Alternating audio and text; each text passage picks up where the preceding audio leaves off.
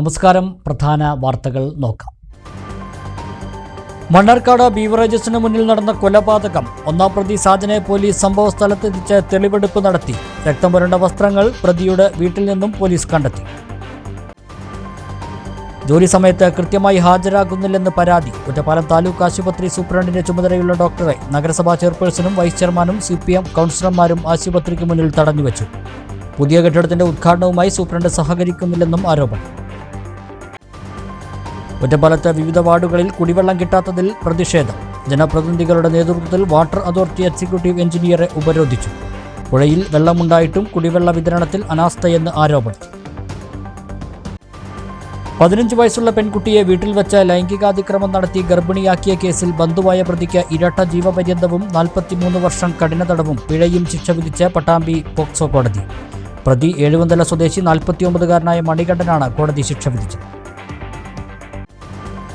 Welfare party ഒരു മുന്നണിയിലും ചേർന്നിട്ടില്ലെന്നും എന്നാൽ മുന്നണി രാഷ്ട്രീയം വേണ്ടെന്ന് വച്ചിട്ടില്ലെന്നും സംസ്ഥാന പ്രസിഡന്റ് റസാഖ് പാലേരി. വേടനെ പട്ടികജാതി ഭീകരവാദിയെന്ന് അധിക്ഷേപിച്ചത് ദളിതർക്കും കലാകാരന്മാർക്കുമെതിരെയുള്ള സംഘപരിവാറിന്റെ നീക്കം. നെല്ലായ ഗ്രാമപഞ്ചായത്തിലെ വികസനം പൂർത്തീകരിച്ച 2 പദ്ധതികൾ നാടിന് സമർപ്പിച്ചു. നവീകരിച്ച കുരുക്കല്ലൂർ റെയിൽവേ സ്റ്റേഷൻ, മാരായമംഗലം റോഡിന്റെയും പേങ്ങാട്ടിരി ടൗണിന്റെയും ഉദ്ഘാടനമാണ് വെള്ളിയാഴ്ച നടന്നത്. വിശദമായ വാർത്തകളിലേക്ക്. മണ്ണാർക്കാട് ബീവറേജിന് മുന്നിൽ നടന്ന കൊലപാതകം. കേസിൽ പിടിയിലായ ഒന്നാം പ്രതി സാജനെ പോലീസ് സംഭവസ്ഥലത്തെത്തിച്ച് തെളിവെടുപ്പ് നടത്തി. മറ്റൊരു പ്രതി ഖാദറിനെ പോലീസ് നേരത്തെ അറസ്റ്റ് ചെയ്തിരുന്നു.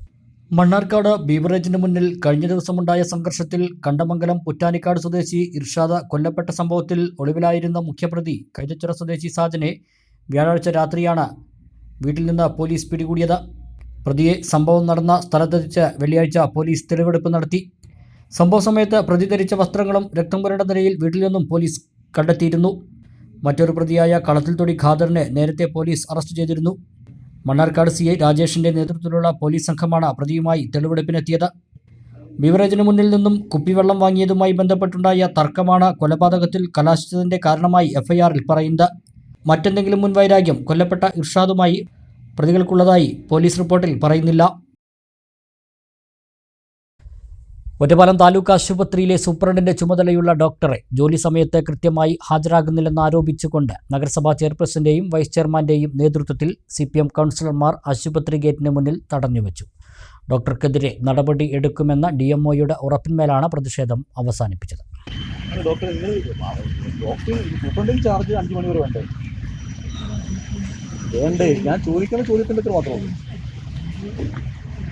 ശരിയല്ല. ഇന്ന് രാവിലെ വന്നത് 11:30. ഞാൻ ചെയർപേഴ്സൺ ഉൾപ്പെടെ വന്നപ്പോൾ നിങ്ങളില്ല. 11 മണിക്ക് നിങ്ങൾ വന്നു. നിങ്ങൾ 2 മണിക്ക് കൃത്യം നിങ്ങൾ സമയം കഴിഞ്ഞ് നിങ്ങൾ നിങ്ങളുടെ പണി കഴിഞ്ഞു. നിങ്ങളിപ്പോൾ വീട്ടിൽ പോവാം.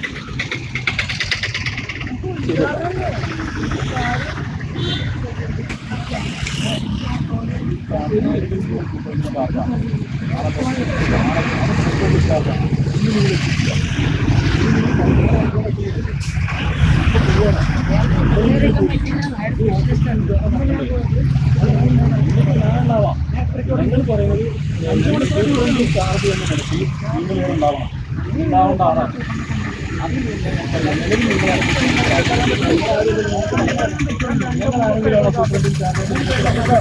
നിങ്ങളെ പറയാൻ പറ്റുള്ള.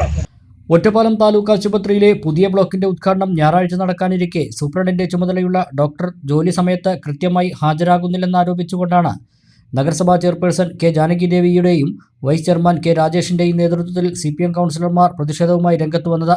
സൂപ്രണ്ടിന്റെ ചുമതലയുള്ള സർജനായ ഡോക്ടർ ഷിജിൻ പാലാടനെ ആശുപത്രി ഗേറ്റിന് മുന്നിൽ തടഞ്ഞു.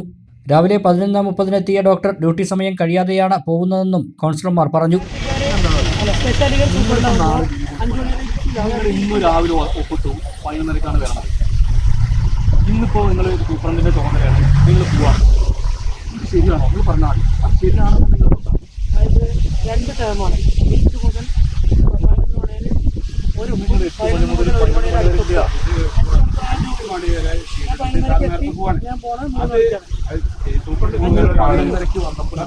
നിങ്ങളുടെ ഒരാളെ 5 മണിക്ക് മുമ്പ് പോകുന്നത് ശരിയല്ല എന്നാണ് നിങ്ങൾ പറയുന്നത്. ഇന്നലെ 2 മണിക്ക് നിങ്ങൾ പറയണോ? പക്ഷെ ഇരിക്കണമെന്നാണ് എന്നുള്ളതാണ്. ഫ്രണ്ട് പോസ്റ്റ് ഞാൻ 30 പോസ്റ്റ് അല്ല. പിന്നെ ആരവിടെ കാര്യങ്ങൾ ചെയ്യേണ്ടത്? ചില സ്ഥലത്ത് സൂപ്രണ്ടിന്റെ സ്ഥലത്ത് ചാർജ് മുനിസിപ്പാലിറ്റി സെക്രട്ടറിയിലെ ചാർജ് കൊടുത്തു കഴിഞ്ഞാൽ അയാളെ സെക്രട്ടറിയുടെ കാര്യങ്ങളൊക്കെ ചെയ്തത് ശരിയാണെന്ന് മാത്രം പറഞ്ഞാൽ അത് മാത്രമേ ഉള്ളൂ. ബാക്കി ന്യായമില്ല. എങ്ങനെ 11:30 വരാം, രാവിലെ ഒപ്പിടാം, ഇന്ന് വൈകുന്നേരത്ത് സാറിന് ഞങ്ങളുടെ വേർഷൻ ഒന്നുമില്ല. ഗവൺമെന്റ് റൂൾ പ്രകാരമുള്ള വേർഷൻ പറഞ്ഞാൽ സാറ് അത് പറഞ്ഞാൽ സാറിന്റെ വേർഷൻ സാറിനല്ലോ ഞങ്ങളുടെ വേർഷൻ നാട്ടിലെ നിയമവ്യവസ്ഥ അനുസരിച്ച് സാർ ചെയ്ത് ശരിയാണോ? അതല്ലാതെ ഞങ്ങൾ പറയും. സാർ എത്ര ന്യായീകരിച്ച് പറഞ്ഞ കാര്യം ഇത് പറയുന്നത് 5 മണി വരെ ആയിക്കോട്ടെ. സൂപ്രണ്ട് ചാർജ് എന്തിനു വരുന്നത്? ചാർജ് എന്തിനാണ് സാർ ഡോക്ടറേറ്റ് നിന്നാ പോരെ? ചാർജ് എന്തിനു വരുന്നത്? എന്തിനാ ചാർജ് ചെയ്യുന്നത്? ഞങ്ങൾ ഇത്ര ആൾക്കാർ മണ്ടന്മാരാണോ? ഞങ്ങൾ ന്യായീകരിക്കുന്നത് ഇത്ര നേരമായിട്ട്? ഞങ്ങൾ വളരെ സൗമ്യമായിട്ട് സംസാരിച്ചു. ഞാൻ സൗമ്യമായിട്ട് ന്യായം പറഞ്ഞു കഴിഞ്ഞാൽ നിങ്ങളുടെ ഭാഗത്താണ് ന്യായം പറഞ്ഞിട്ട് അത് ഞങ്ങൾ പറയുന്നത്. നിങ്ങളുടെ ഭാഗത്താണ് നിങ്ങളുടെ ഭാഗത്താണ് ന്യായം പറഞ്ഞത്. ഇന്ന് രാവിലെ ഒപ്പിട്ടുണ്ട് വന്നത് 11:30 മണിക്കാണ്. ഞങ്ങൾ രാവിലെ 11 മണി മുതൽ ഇവിടെ ഉണ്ട്. നിങ്ങൾ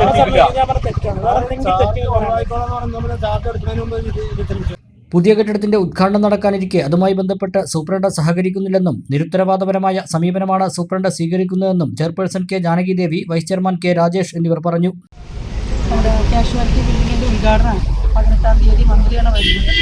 അതിൻ്റെ മുന്നോടിയായിട്ടുള്ള മുന്നൊരുക്കങ്ങൾ നടത്തണം. അതിന് ചുമതലപ്പെട്ടുള്ള സൂപ്രണ്ട് കാര്യങ്ങളും വരുന്നില്ല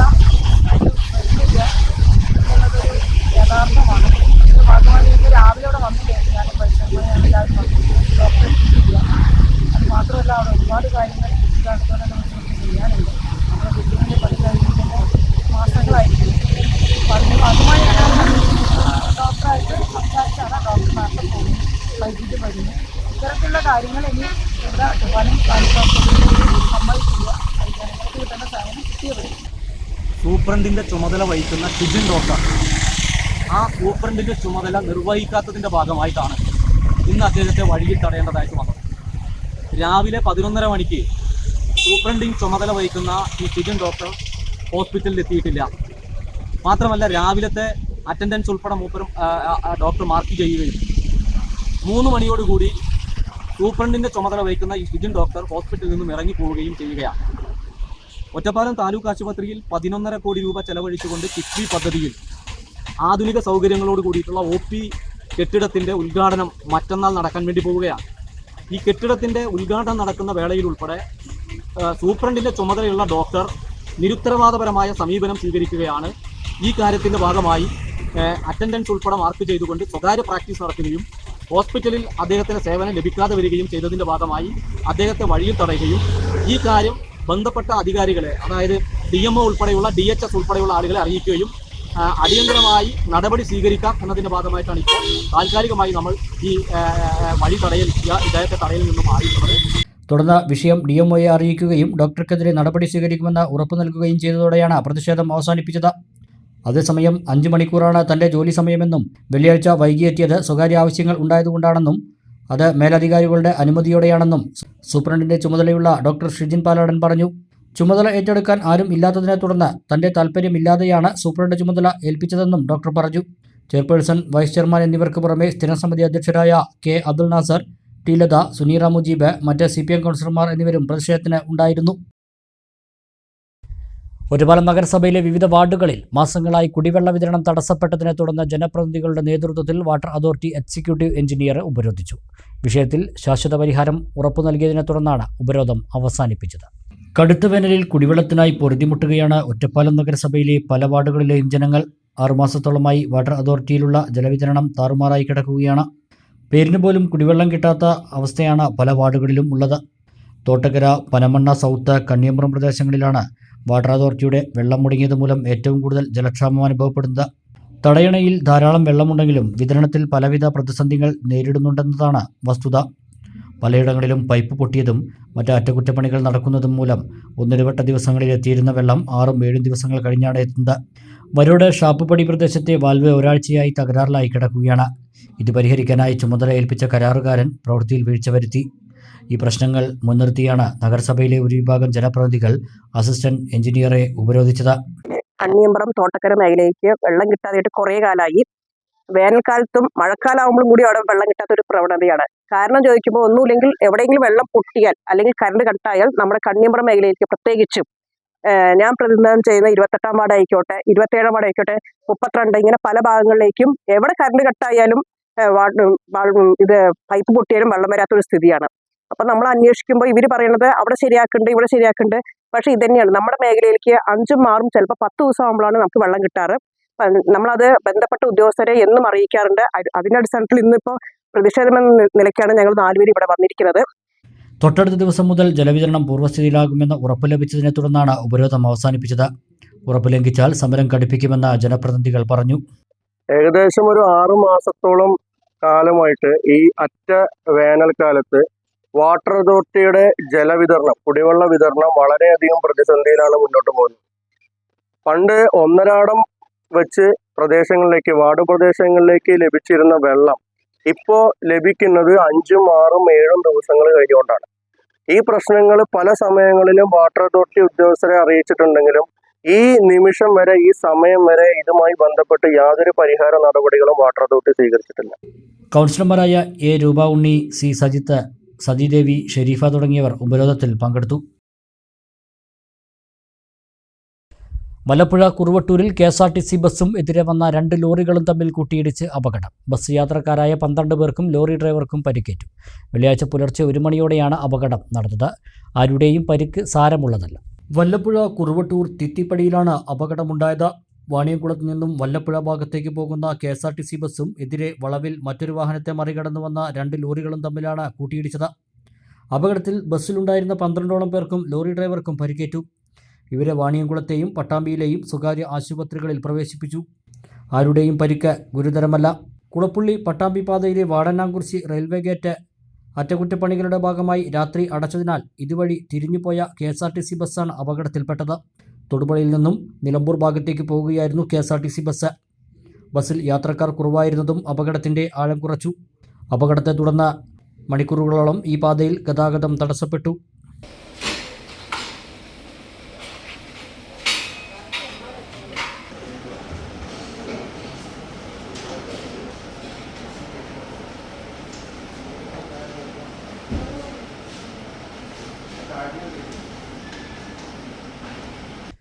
പതിനഞ്ച് വയസ്സുള്ള പെൺകുട്ടിയെ വീട്ടിൽ വെച്ച് ലൈംഗികാതിക്രമം നടത്തി ഗർഭിണിയാക്കിയ കേസിൽ ബന്ധുവായ പ്രതിക്ക് ഇരട്ട ജീവപര്യന്തവും 43 വർഷം കഠിന തടവും 4 ലക്ഷം രൂപ പിഴയും ശിക്ഷ വിധിച്ച് പട്ടാമ്പി പോക്സോ കോടതി.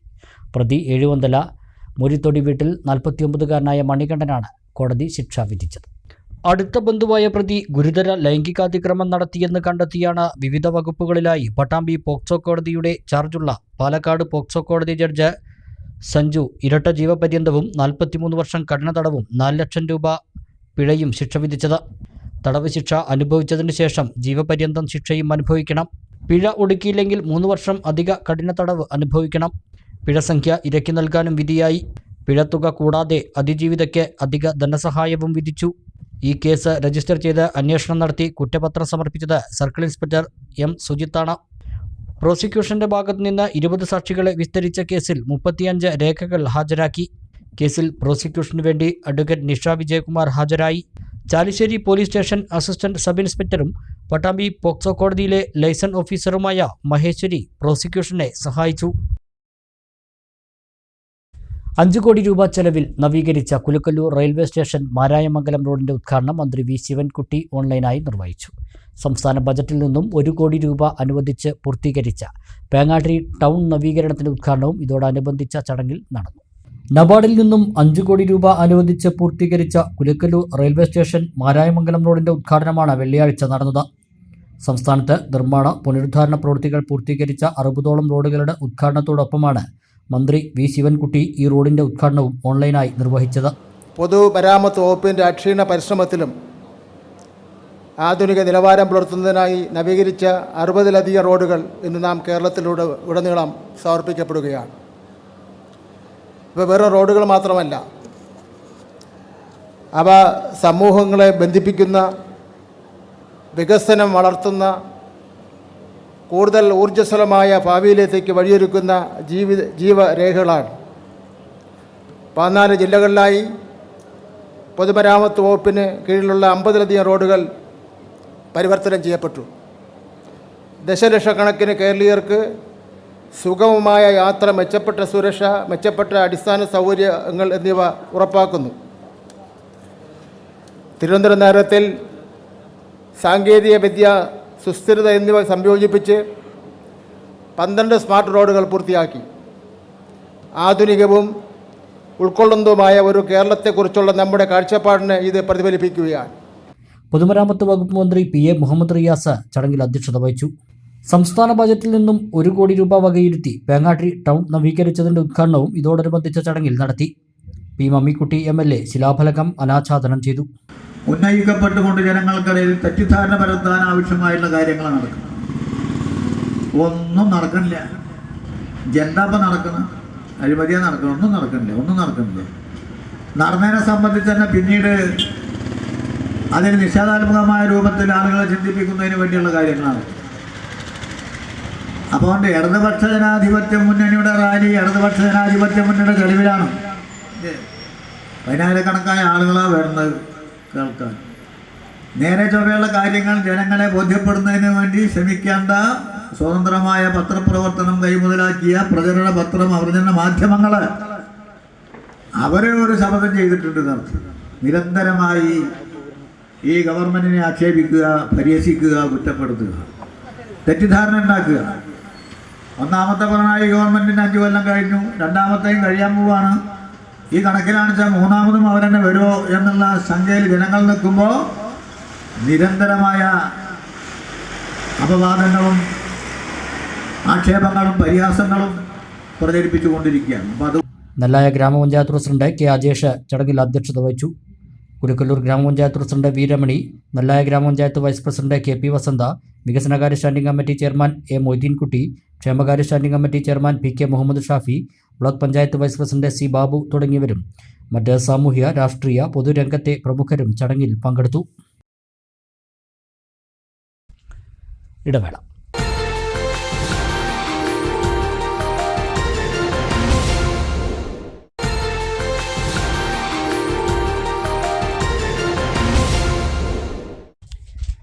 വാർത്തകൾ തുടരുന്നു.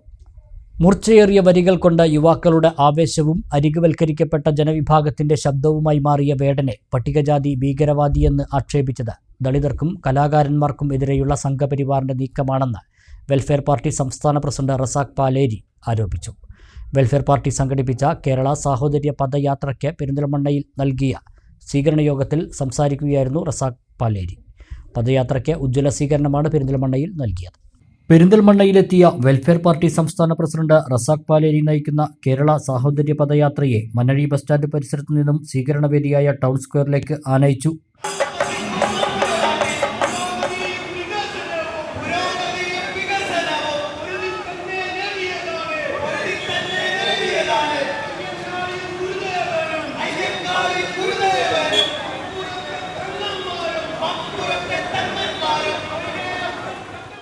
പദയാത്രയിൽ കുട്ടികൾ, സ്ത്രീകൾ, യുവാക്കൾ, മുതിർന്നവർ ഉൾപ്പെടെ ആയിരക്കണക്കിന് പ്രവർത്തകർ അണിചേർന്നു. ടൗൺ സ്ക്വയറിൽ നടന്ന സ്വീകരണ പൊതുസമ്മേളനത്തിൽ സംസ്ഥാന പ്രസിഡന്റ് റസാഖ് പാലേരി പ്രസംഗിച്ചു.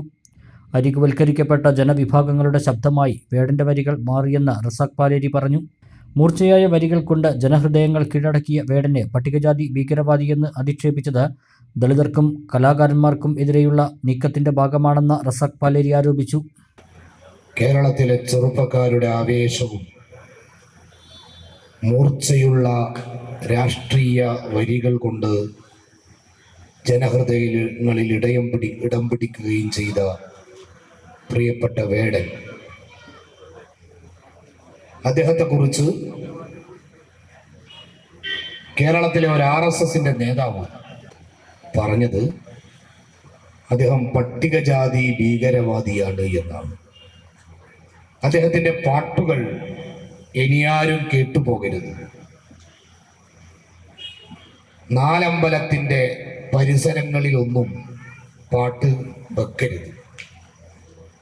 ആ പാട്ടിൻ്റെ കണ്ടന്റ് പലരെയും അസ്വസ്ഥപ്പെടുത്തുന്നുണ്ട് എന്ന് നമുക്കറിയാം. വേടൻ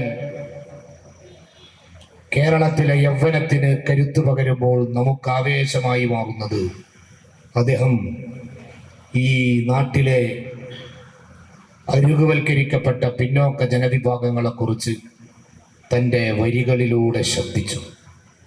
ഭൂമിയില്ലാത്തവരെക്കുറിച്ച്, വീടില്ലാത്തവരെക്കുറിച്ച്, പുറന്തള്ളപ്പെട്ട പിന്നോക്ക ജനവിഭാഗങ്ങളുടെ ശബ്ദമായി, പോരാട്ടമായി വേടന്റെ വരികൾ മാറി. ഫലസ്തീനെ ഐക്യദാർഢ്യത്തോടെ ചേർത്ത് പിടിച്ചു. വംശീയ വിരുദ്ധ മുന്നേറ്റങ്ങൾക്ക് കരുത്തു പകർന്നു. പാണലല്ല, പറയലല്ല, നീ തമ്പുരാനുമല്ല എന്നവർ വ്യവസ്ഥയെ വെല്ലുവിളിച്ച് സംസാരിച്ചു. എല്ലാ തമ്പ്രാക്കന്മാരും ഇത് കേട്ട് വിറക്കാൻ തുടങ്ങി. വനം വകുപ്പ് കേസെടുത്തു. അങ്ങനെ പലതും നടന്നു. ഏറ്റവും ഒടുവിൽ ഒരു RSSകാരൻ അദ്ദേഹത്തെ കുറിച്ച് പറയാണ്, ഇയാൾ പട്ടികജാതി ഭീകരവാദിയാണ് എന്ന്. ഇതൊരു തുടക്കമാണ്. വേടനെതിരായ അറ്റാക്ക് RSS തുടങ്ങിയിരിക്കുകയാണ്. ദളിത് ജനവിഭാഗങ്ങൾക്കെതിരായി കൊലവിളി നടത്തി പരിചയമുള്ളവരാണവർ. കേരളത്തെ കോർത്തിണക്കുന്ന സാഹോദര്യ ഐക്യത്തെ വെട്ടിമുറിക്കാൻ വെമ്പൽ കൊള്ളുന്നവർക്കെതിരെ ചെറുത്തുനിൽപ്പ് അനിവാര്യമാണ്. ഇതിനായി വിശാലമായ രാഷ്ട്രീയ സാമൂഹിക ഐക്യം രൂപപ്പെടണമെന്നാണ് പദയാത്രയിലൂടെ ആവശ്യപ്പെടുന്നതെന്നും റസാഖ് പാലേരി മാധ്യമപ്രവർത്തകരോട് പറഞ്ഞു. ഇന്ത്യയിലെ മുസ്ലിങ്ങൾ, ക്രൈസ്തവർ, ദളിതുകൾ, ആദിവാസികൾ, സംഘപരിവാറിനെ വിമർശിക്കുന്ന സാംസ്കാരിക പ്രവർത്തകർ ഇവരെല്ലാം പ്രതിസന്ധി നേരിടുകയാണ്. ഈ ഘട്ടത്തിൽ വിശാലമായ രാഷ്ട്രീയ സാമൂഹിക ഐക്യം രൂപപ്പെടുത്തിയെടുക്കണമെന്നാണ് ഈ പദയാത്രയിലൂടെ വെൽഫെയർ പാർട്ടി പറഞ്ഞുകൊണ്ടിരിക്കുന്നത്. കുറെ കാലമായി കേരളത്തിലും വളരെ ബോധപൂർവമായ ശ്രമം BJPയും RSSും നടത്തിക്കൊണ്ടിരിക്കുകയാണ്. ഈ നാടിനെ ഭിന്നിപ്പിക്കാനുള്ള ശ്രമമാണ് അവർ നടത്തിക്കൊണ്ടിരിക്കുന്നത്. പ്രത്യേകിച്ചും കേരള സംസ്ഥാനത്തിൽ വളരെ ബോധപൂർവമായി വംശീയ വിദ്വേഷം അവർ പ്രചരിപ്പിച്ചുകൊണ്ടിരിക്കുകയാണ്. ഇന്ന് മലപ്പുറം ജില്ലയിലാണ് നമ്മളുള്ളത്. മലപ്പുറം ജില്ലയെ ടാർഗറ്റ് ചെയ്തുകൊണ്ടും സംഘപരിവാർ ശ്രമങ്ങൾ നടത്തിക്കൊണ്ടിരിക്കുന്നു. പല കുപ്രചരണങ്ങളും നമ്മുടെ മുമ്പിൽ ഓർമ്മയുണ്ട്. തീർച്ചയായും ഇതിനെയെല്ലാം പ്രതിരോധിക്കാൻ കഴിയുന്ന വിശാലമായ സാഹോദര്യ രാഷ്ട്രീയം വളർത്തിയെടുക്കണം എന്നതാണ് ഈ പദയാത്രയിലെ വെൽഫെയർ പാർട്ടി ഉദ്ദേശിക്കുന്നത്. പാർട്ടി സംസ്ഥാന ട്രഷറർ സജീദ് ഖാലിദ് ഉദ്ഘാടനം ചെയ്തു. PT അബൂബക്കർ അധ്യക്ഷത വഹിച്ചു. മണ്ഡലം പ്രസിഡന്റ് അത്വീഖ് ശാന്തപുരം, സംസ്ഥാന കമ്മിറ്റി അംഗം അസ്ലം ചെറുവാടി, ജില്ലാ ട്രഷറർ നസീറ ബാനു, ജില്ലാ സെക്രട്ടറി അഷ്റഫ് അലി കട്ടുപ്പാറ, മണ്ഡലം സെക്രട്ടറി നൌഷാദ് ഏലംകുളം എന്നിവർ സംസാരിച്ചു. വിവിധ പോഷക സംഘടനാ ഭാരവാഹികളും പാർട്ടി പഞ്ചായത്ത് കമ്മിറ്റി നേതാക്കളും ജാഥ ക്യാപ്റ്റന് ഹാരാർപ്പണം നടത്തി. പുതുതായി പാർട്ടിയിലേക്ക് വന്നവരെ സംസ്ഥാന പ്രസിഡന്റ് സ്വീകരിച്ചു. വിക്രമനും മുത്തുവും ഒരു താത്വിക അവലോകനം എന്ന നാടകവും അരങ്ങേറി. വെൽഫെയർ പാർട്ടി ഒരു മുന്നണിയിലും ചേർന്നിട്ടില്ലെന്നും എന്നാൽ മുന്നണി രാഷ്ട്രീയം വേണ്ടെന്ന് വച്ചിട്ടില്ലെന്നും സംസ്ഥാന പ്രസിഡന്റ് റസാഖ് പാലേരി പറഞ്ഞു. പെരിന്തൽമണ്ണയിൽ മാധ്യമപ്രവർത്തകരോട് സംസാരിക്കുകയായിരുന്നു റസാഖ് പാലേരി. പെരിന്തൽമണ്ണയിൽ കഴിഞ്ഞ ദിവസം വിസ്ഡം സംഘടിപ്പിച്ച സംസ്ഥാന സ്റ്റുഡൻസ് കോൺഫറൻസിന്റെ സമാപനത്തിനിടെ ഉണ്ടായ പോലീസ് നീക്കം സംബന്ധിച്ച് അന്വേഷണം നടത്തണമെന്നും റസാഖ് പാലേരി ആവശ്യപ്പെട്ടു. വെൽഫെയർ പാർട്ടി ഒരു മുന്നണിയിലും പ്രവേശിച്ചിട്ടില്ലെന്നും കഴിഞ്ഞ പഞ്ചായത്ത് പാർലമെന്റ് തെരഞ്ഞെടുപ്പുകളിൽ UDFനെ പിന്തുണച്ചെന്നും സംസ്ഥാന പ്രസിഡന്റ് റസാഖ് പാലേരി പറഞ്ഞു. വെൽഫെയർ പാർട്ടി ഒരു മുന്നണിയുടെയും ഘടകകക്ഷിയല്ല, എന്നാൽ മുന്നണി രാഷ്ട്രീയം വേണ്ടെന്ന് തീരുമാനിച്ചിട്ടില്ലെന്നും വ്യക്തമാക്കി. ഒരു മുന്നണിയിൽ ഞങ്ങൾ ഇതുവരെയും പ്രവേശിച്ചിട്ടില്ല. മുന്നണിയിൽ പ്രവേശിക്കേണ്ട എന്നൊന്നും ഞങ്ങൾ തീരുമാനിച്ചിട്ടില്ല. ഞങ്ങൾ മുന്നണി രാഷ്ട്രീയത്തിൽ പല മുന്നണികളോട്, അഥവാ LDFനോടും UDFനോടും കേരളത്തിൽ സഹകരിച്ച് പ്രവർത്തിച്ചിട്ടുണ്ട്. ഇപ്പോൾ ഞങ്ങൾ UDFുമായൊക്കെ ചില സഹകരണങ്ങളൊക്കെ ഉണ്ട്. പഞ്ചായത്ത് തെരഞ്ഞെടുപ്പിലൊക്കെ, കഴിഞ്ഞ പഞ്ചായത്ത് തെരഞ്ഞെടുപ്പിലൊക്കെ അത്തരം നീക്കങ്ങൾ നടത്തിയിട്ടുണ്ട്. അതേസമയം പാർലമെന്റ് തെരഞ്ഞെടുപ്പിൽ ഓൾ ഇന്ത്യ സ്വഭാവത്തിൽ ഇന്ത്യ മുന്നണിയെ പിന്തുണക്കുക എന്ന നിലപാടിന്റെ ഭാഗമായിട്ടാണ് 2024 കഴിഞ്ഞ വർഷം നടന്ന പാർലമെന്റ് തെരഞ്ഞെടുപ്പിൽ വെൽഫെയർ പാർട്ടി UDFന്റെ കൂടെ നിന്നത്. പ്രത്യേകിച്ചൊരു മുന്നണിയുടെയും ഘടകകക്ഷിയല്ല. പക്ഷേ മുന്നണി രാഷ്ട്രീയത്തെ ഞങ്ങൾ വേണ്ട എന്ന് തീരുമാനിച്ചിട്ടുമില്ല. ഞങ്ങളൊരു ബദൽ രാഷ്ട്രീയത്തെ ഡെവലപ്പ് ചെയ്തുകൊണ്ടിരിക്കുകയാണ്. അതിനുവേണ്ടിയുള്ള പ്രവർത്തനങ്ങളാണ് നടന്നുകൊണ്ടിരിക്കുന്നത്. ഇന്ത്യയിൽ യാതൊരു സഹകരണവും പാടില്ലാത്ത ഒരു പാർട്ടിയേ ഉള്ളൂ, അത് BJPയാണ്. അത് വംശീയ പാർട്ടിയാണ് എന്ന് തന്നെയാണ് ഞങ്ങളുടെ രാഷ്ട്രീയ നിലപാട്. മറ്റ് സാധ്യതകളൊക്കെ മതനിരപേക്ഷ കക്ഷികളുമായി സഹകരണവും മറ്റുമൊക്കെ ഉണ്ടാകാവുന്നതാണ് എന്ന് തന്നെയാണ് പാർട്ടിയുടെ നിലപാട്. കേരളത്തിൽ മുസ്ലിങ്ങൾക്കെതിരെ പോലീസിന്റെ ഭാഗത്തു നിന്നും വംശീയ വിദ്വേഷ പ്രവർത്തനങ്ങളും മാഫിയാവൽക്കരണവും നടക്കുകയാണെന്ന് റസാഖ് പാലേരി ആരോപിച്ചു. പെരിന്തൽമണ്ണയിൽ വിസ്ഡം സംഘടിപ്പിച്ച പരിപാടിക്കെതിരെ കഴിഞ്ഞ ദിവസമുണ്ടായ പോലീസ് നടപടി അതാണ് സൂചിപ്പിക്കുന്നതെന്നും റസാഖ് പാലേരി കുറ്റപ്പെടുത്തി. കുറ്റക്കാരായ ഉദ്യോഗസ്ഥർക്കെതിരെ നടപടിയെടുക്കണമെന്നും റസാഖ് പാലേരി ആവശ്യപ്പെട്ടു. മലപ്പുറം ജില്ലയിൽ ഇത്തരം പോലീസ് അട്രോസിറ്റി കുറച്ച് കൂടുതലാണ്. വിസ്ഡം പ്രോഗ്രാം ഒരു 10 മണിയോടുകൂടെ സമാപിക്കുമെന്നാണ് അവർ തീരുമാനിച്ചത്. അതിന്റെ ഭാരവാഹികൾ പറഞ്ഞത് 3 മിനിറ്റ് വൈകും എന്ന് പോലീസിനോട് പറഞ്ഞിട്ട് അത് അംഗീകരിക്കാൻ അവർ തയ്യാറായില്ല. എന്തിനാണ് മലപ്പുറം ജില്ലയിലെ പോലീസ് ഇത്ര കണിശമായും ക്രൂരമായും നടപടിയെടുക്കുന്നത് നമുക്ക് മനസ്സിലായിട്ടില്ല. കേരളത്തിൽ ആഭ്യന്തര വകുപ്പിനോട് നമുക്ക് ആവശ്യപ്പെടാനുള്ളത് മുൻവിധിയോടെ തന്നെ വിസ്ഡം പ്രോഗ്രാമിൽ കൈകാര്യം ചെയ്ത പോലീസ് ഉദ്യോഗസ്ഥർക്കെതിരെ നടപടിയെടുക്കണം. ഒരു ഫോട്ടോ വൈറലായിട്ടുണ്ട്, വല്ലാതെ പരിഹസിച്ച് ചിരിച്ചു കാണിക്കുന്ന ഫോട്ടോ. ആ ഫോട്ടോ യഥാർത്ഥത്തിൽ ആ വീഡിയോയും ഫോട്ടോയും കേരളത്തിലെ ആഭ്യന്തര വകുപ്പിനെ പരിഹസിക്കുകയാണ് ആ പോലീസ് ഉദ്യോഗസ്ഥൻ ചെയ്യുന്നത്. ഇത് ഒരിക്കലും വെച്ചു പൊറിപ്പിക്കരുത്. അതുകൊണ്ട് അദ്ദേഹത്തിനെതിരെ ഉൾപ്പെടെ നടപടിയെടുക്കണം.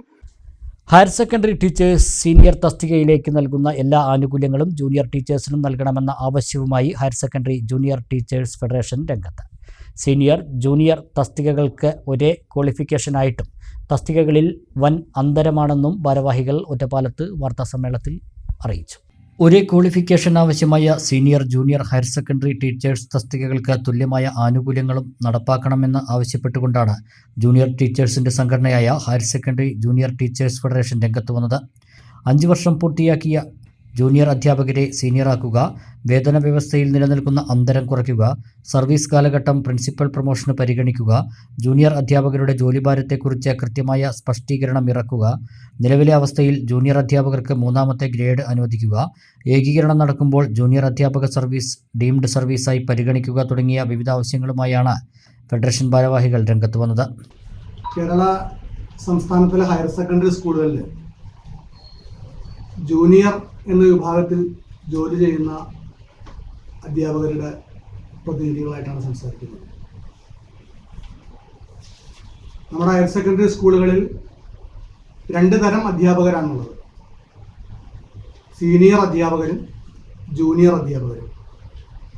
എന്നാൽ ഇതിലേക്കുള്ള സെലക്ഷൻ പ്രോസസ്സിൻ്റെ കാര്യത്തിലൊക്കെ തന്നെ ഒരേ യോഗ്യതയുള്ള അധ്യാപകർ തന്നെയാണ് ഇതിലേക്ക് സെലക്ട് ചെയ്യപ്പെടുന്നത് എന്നുള്ളതാണ്. ബിരുദാനന്തര ബിരുദവും ബി.എഡും സെറ്റും ഒക്കെയുള്ള ഒരേ യോഗ്യതയുള്ള അധ്യാപകർ തന്നെ ഒരേ മേഖലയിൽ ഒരേ വിദ്യാലയങ്ങളിൽ എത്തിപ്പെടുകയും അവർ ഏതാനും പീരീഡുകളുടെ വ്യത്യാസം എന്നതിൻ്റെ മാനദണ്ഡം നോക്കിക്കൊണ്ട് ജൂനിയർ എന്നും സീനിയർ എന്നും വേർതിരിക്കപ്പെടുകയാണ്. അപ്പോൾ ഈ സീനിയർ അധ്യാപകർക്ക്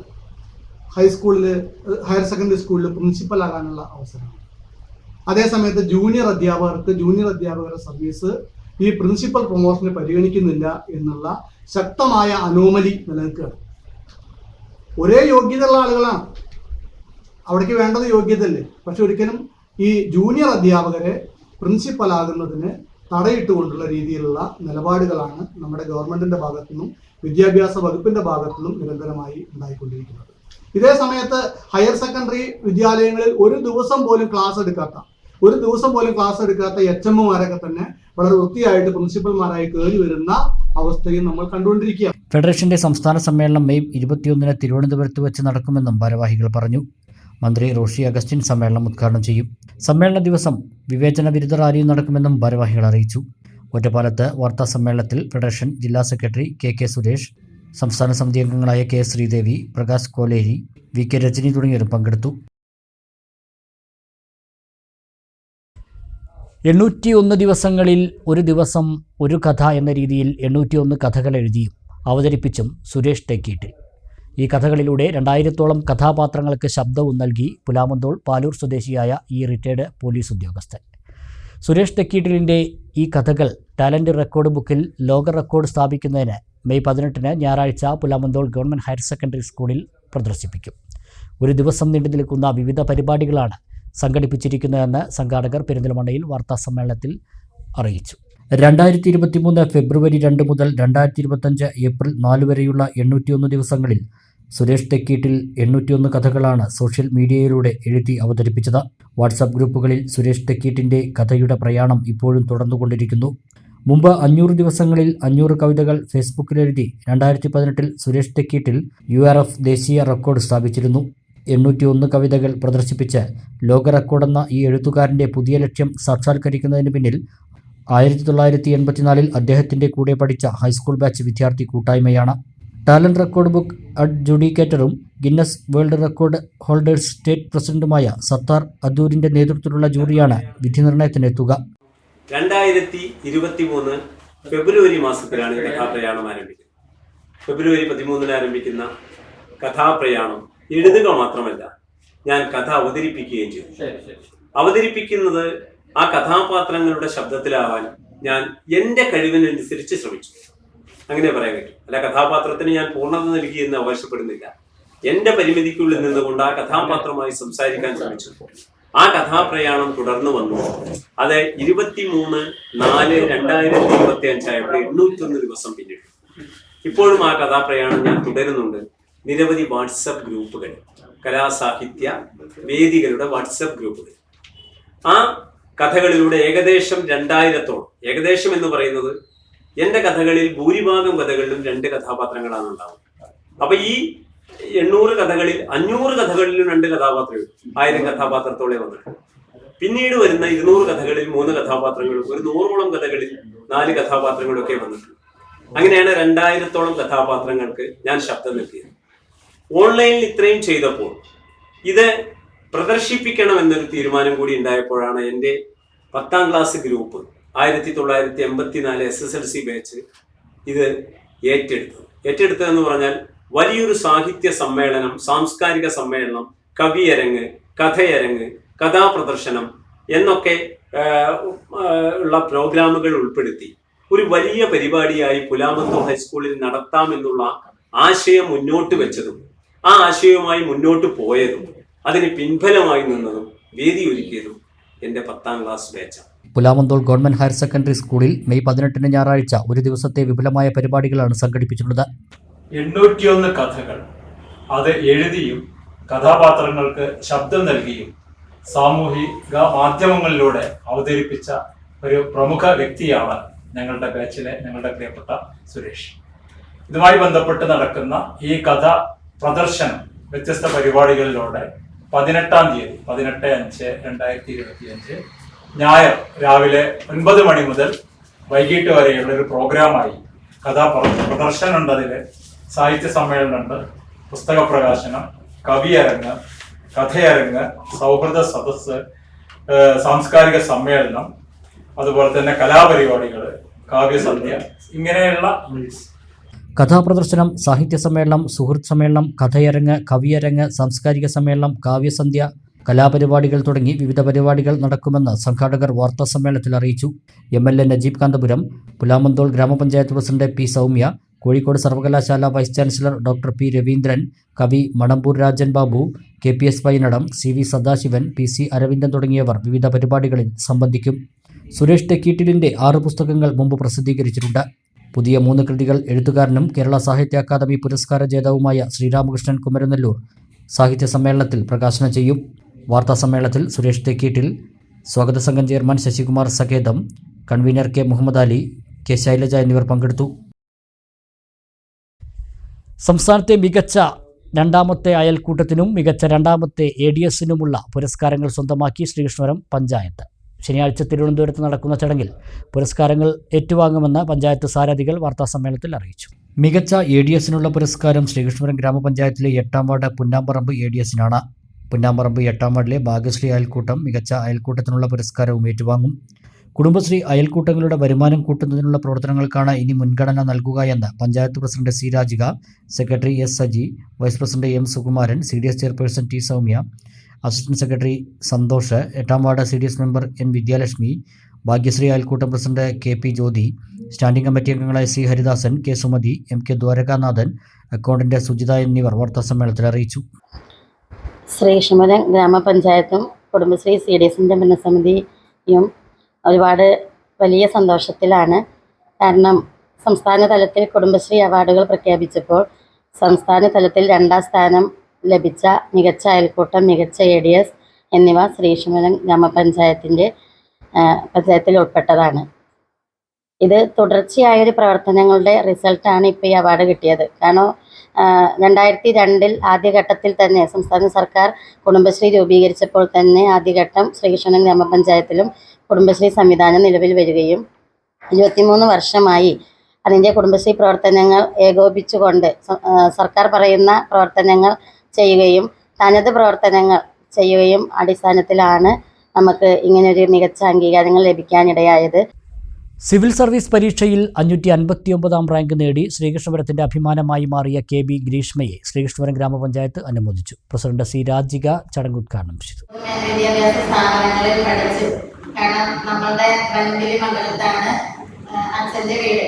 പനമ്പള്ളി മണ്ഡലത്തിൽ നിന്ന് കുറ്റാശ്ശേരി താമസമാക്കി വെളിഞ്ഞേരി പഞ്ചായത്തില് നമ്മുടെ ശ്രീകൃഷ്ണപുരം ഹയർ സെക്കൻഡറി സ്കൂളിൽ പഠിച്ച് നമ്മുടെ ഗ്രാമപഞ്ചായത്തിന്റെ PSC കോച്ചിങ് സെന്ററിൽ കുറച്ച് മാസങ്ങൾ പഠിച്ച് അതിനുശേഷം ഡിഗ്രി ഒറ്റപ്പാലം കഴിഞ്ഞ് തിരുവനന്തപുരത്തേക്ക് അമ്മ ട്രാൻസ്ഫർ ആയപ്പോൾ നമ്മുടെ യൂണിറ്റിലൊക്കെയാണ് വിജയിച്ച് അവിടെയൊക്കെ ട്രാൻസ്ഫറായി പോയപ്പോഴാണ് സംസ്ഥാനത്തെ മികച്ച രണ്ടാമത്തെ ADS ആയി തിരഞ്ഞെടുക്കപ്പെട്ട പുന്നാമ്പറമ്പ് ADS, മികച്ച രണ്ടാമത്തെ കുടുംബശ്രീയായി തിരഞ്ഞെടുക്കപ്പെട്ട പുന്നാമ്പറമ്പ് ADSലെ ഭാഗ്യശ്രീ അയൽക്കൂട്ടത്തിനെയും ചടങ്ങിൽ അനുമോദിച്ചു. Vice president M. സുകുമാരൻ അധ്യക്ഷനായി. Block vice president M. Saidali, വികസന സമിതി ചെയർപേഴ്സൺ VK രാധിക, ഗ്രാമപഞ്ചായത്ത് സ്റ്റാൻഡിംഗ് കമ്മിറ്റി ചെയർമാൻമാരായ C. ഹരിദാസൻ, K. സുമതി, പഞ്ചായത്ത് അംഗങ്ങളായ MK Dwarakanathan, K. Koya, C. Leela, secretary S. Saji, assistant secretary P. Santhosh Kumar, CDS chairperson T. Soumya, CDS member Surya എന്നിവർ സംസാരിച്ചു. പെൺകുട്ടികൾക്ക് പഠന സൗകര്യം ഒരുക്കി നൽകാൻ എല്ലാ രക്ഷിതാക്കളും ശ്രദ്ധിക്കണമെന്ന മറുപടി പ്രസംഗത്തിൽ ഗ്രീഷ്മ പറഞ്ഞു.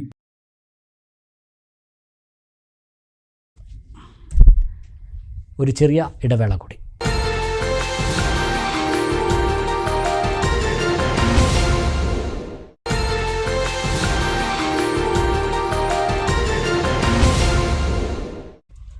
മറ്റു വാർത്തകൾ നോക്കാം. +1 പ്രവേശനത്തിനുള്ള അപേക്ഷാ സമർപ്പണത്തിൻ്റെ തിരക്കിലാണ് വിദ്യാർത്ഥികളും അക്ഷയ കേന്ദ്രങ്ങൾ പോലെയുള്ള സ്ഥാപനങ്ങളും. 14-ാം തീയതി തുടങ്ങി ഈ മാസം 20-ാം തീയതി വരെയാണ് അപേക്ഷകൾ സ്വീകരിക്കുക. പൂർണ്ണമായും ഓൺലൈൻ മുഖേനയാണ് പ്രവേശന നടപടികൾ നടക്കുന്നത്.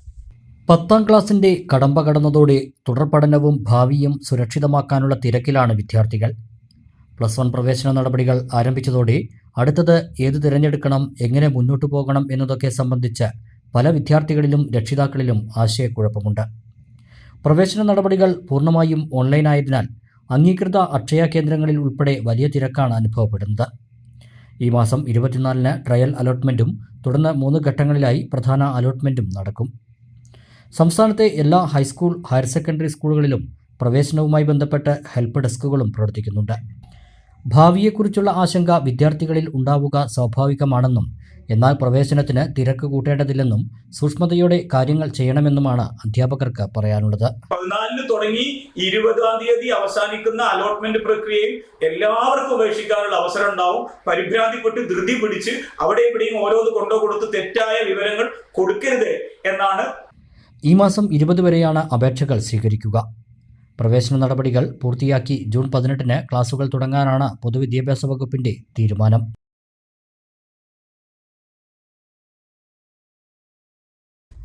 Perinthalmanna ISS senior secondary school ലോകോത്തര നിലവാരത്തിലേക്ക്. ജൈവകൃഷിയും ആർട്ടിഫിഷ്യൽ ഇൻ്റലിജൻസും ദൈനംദിന പഠനത്തിൻ്റെ ഭാഗമാക്കും.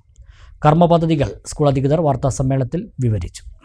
മലപ്പുറം ജില്ലയിലെ ആദ്യകാല CBSE സ്കൂളുകളിലൊന്നാണ് പെരിന്തൽമണ്ണ ISS സ്കൂൾ. 1983-ൽ ഇസ്ലാമിക് സർവീസ് സൊസൈറ്റി ആരംഭിച്ച ഈ സ്കൂൾ പെരിന്തൽമണ്ണയുടെ വിദ്യാഭ്യാസ മുന്നേറ്റത്തിന് തുടക്കം കുറിച്ചു. B.Ed college, arts and science college, civil service coaching centre ഉൾപ്പെടെ പെരിന്തൽമണ്ണയിലെ ഏറ്റവും വലിയ വിദ്യാഭ്യാസ കേന്ദ്രമായി ISS ക്യാമ്പസ് ഇന്ന് മാറിക്കഴിഞ്ഞു. കഴിഞ്ഞ 43 വർഷത്തെ പ്രവർത്തനത്തിലൂടെ മികച്ച അക്കാദമിക് നിലവാരത്തിലൂടെ വിദ്യാർത്ഥികളെ അവസരങ്ങളുടെ വലിയ ലോകത്തേക്ക് ഉയർത്തിക്കൊണ്ടുവന്നു. മൂല്യാധിഷ്ഠിത വിദ്യാഭ്യാസവും CBSE പരീക്ഷകളിൽ ഉന്നത വിജയവും പുതിയ കാലത്തെ സ്കിൽ ഡെവലപ്മെൻറ്റ് പരിപാടികളും മികച്ച കായിക പരിശീലനവുമെല്ലാം ഈ സ്ഥാപനത്തിൻ്റെ പ്രത്യേകതകളാണ്. ഇപ്പോൾ LKG മുതൽ ഹയർ സെക്കൻഡറി വരെ 1300 വിദ്യാർത്ഥികൾ പഠനം നടത്തിവരുന്നു. കാലത്തിനനുസരിച്ച നൂതനമായ ആശയങ്ങൾ കൊണ്ടുവന്ന് പാഠ്യപ്രവർത്തനങ്ങളിലൂടെയും മറ്റും വിദ്യാർത്ഥികളുടെ സർവ്വതോന്മുഖമായ വികസനത്തിന് പദ്ധതികൾ ആവിഷ്കരിച്ചു. പുതിയ അധ്യയന വർഷത്തിൽ ജൈവകൃഷിയും ആർട്ടിഫിഷ്യൽ ഇൻ്റലിജൻസും പഠനത്തിൻ്റെ ഭാഗമാക്കും.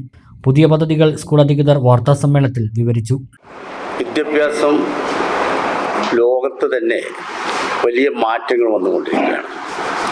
അതിൻ്റെ ഭാഗമായി നമ്മുടെ കേരളത്തിലും വിദ്യാഭ്യാസ രംഗത്ത് വലിയ മാറ്റങ്ങൾ വന്നുകൊണ്ടിരിക്കുന്നു.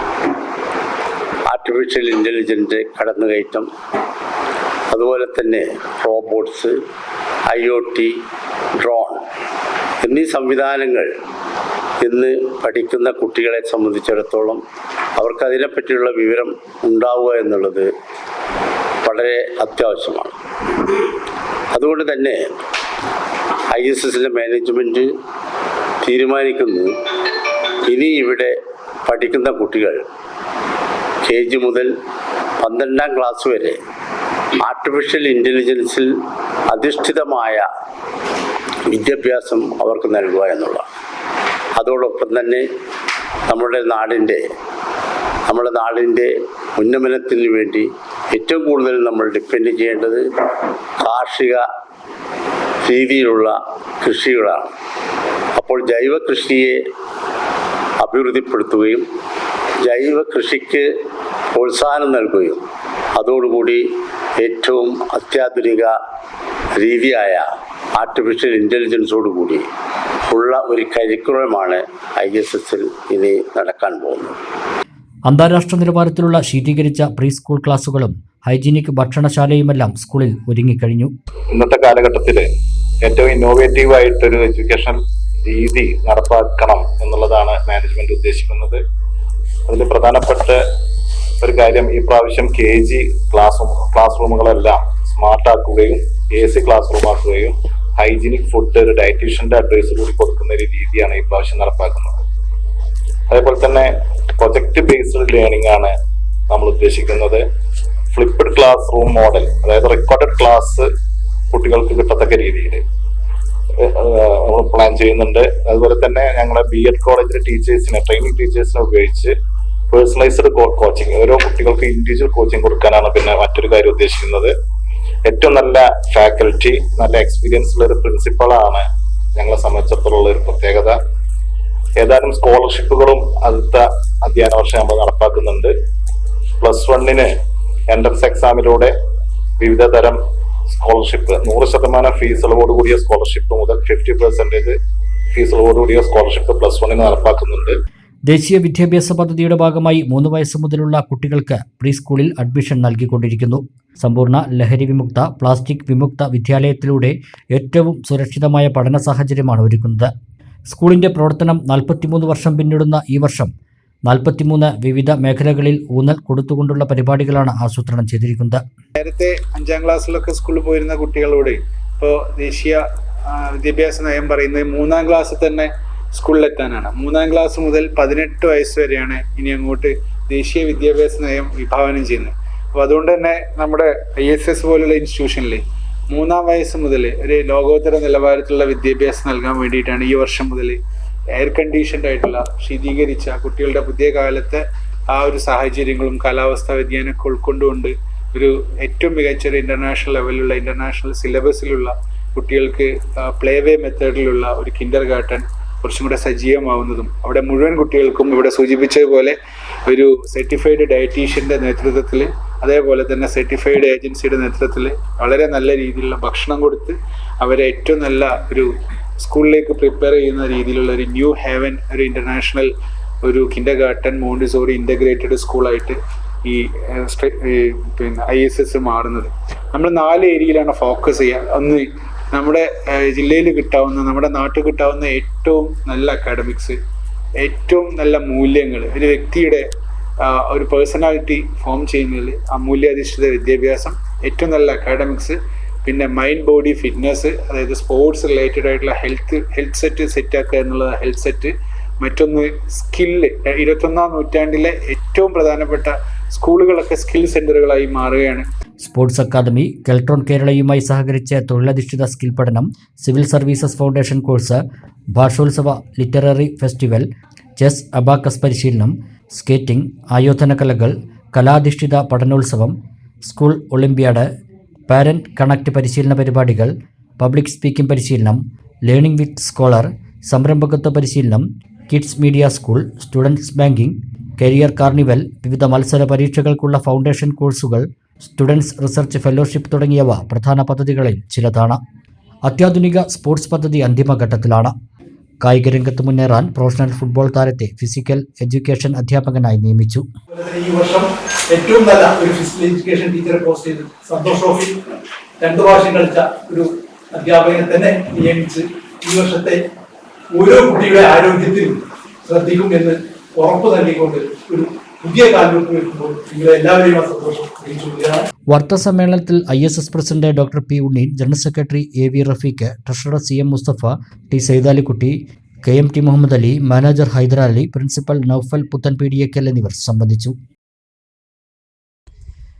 വാണിയംകുളം 24 മനൈ തെലുങ്കു ചെട്ടിയാർ മാരിയമ്മൻ പൂജാ മഹോത്സവം മെയ് 16 മുതൽ 21 വരെ നടക്കും. വെള്ളിയാഴ്ച രാത്രി ആഘോഷ പരിപാടികൾക്ക് തുടക്കമാകുമെന്നും ആഘോഷ കമ്മിറ്റി ഭാരവാഹികൾ വാർത്താസമ്മേളനത്തിൽ അറിയിച്ചു.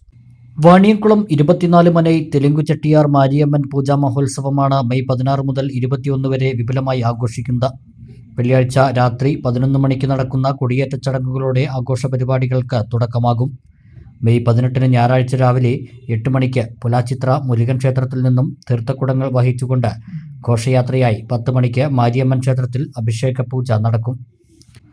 ഉച്ചയ്ക്ക് അന്നദാനവും രാത്രി 11 മണിക്ക് മാരിയമ്മയുടെയും കാളിയമ്മയുടെയും കരകങ്ങൾ എഴുന്നള്ളിക്കുവാൻ കൂനത്തറയ്ക്ക് പുറപ്പാടുണ്ടാകും. 19 രാവിലെ 5 മണിക്ക് ദേവി മഹാത്മ്യത്തിൻ്റെ പ്രതീകങ്ങളായ ശക്തികരകങ്ങൾ ശിരസിൽ വഹിച്ചുകൊണ്ട് നാദസ്വരം, പമ്പമേളം, ആന, പഞ്ചവാദ്യം, തപ്പാട്ടം ഇവയുടെ അകമ്പടിയോടുകൂടി ക്ഷേത്രത്തിലേക്കുള്ള വരവ് നടക്കും. 9 മണിക്ക് തിരുകരകങ്ങൾ വഹിച്ചുകൊണ്ടുള്ള ഘോഷയാത്രയും ഉണ്ടാകും. വൈകിട്ട് 4 മണിക്ക് അഗ്നിച്ചട്ടിയും നടക്കും.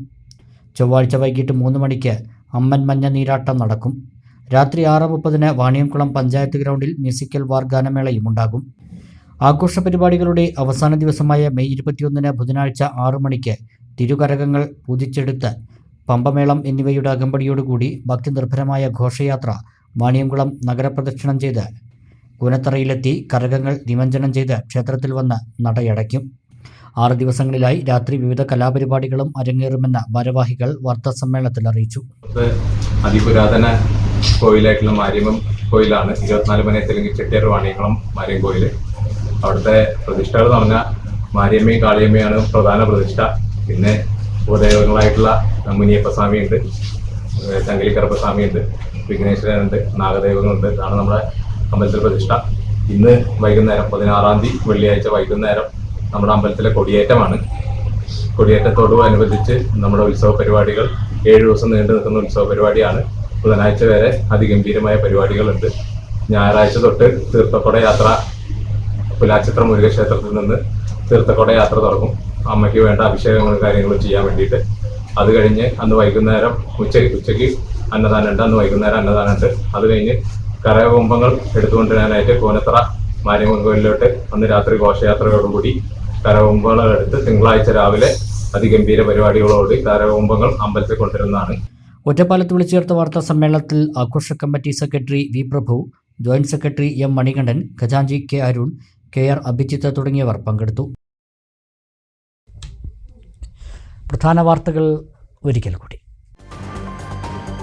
മണ്ണാർക്കാട് ബീവറേജസിന് മുന്നിൽ നടന്ന കൊലപാതകം. 1-ാം പ്രതി സാജനെ പോലീസ് സംഭവ സ്ഥലത്തെത്തിച്ച് തെളിവെടുപ്പ് നടത്തി. രക്തം പുരണ്ട വസ്ത്രങ്ങൾ പ്രതിയുടെ വീട്ടിൽ നിന്നും പോലീസ് കണ്ടെത്തി.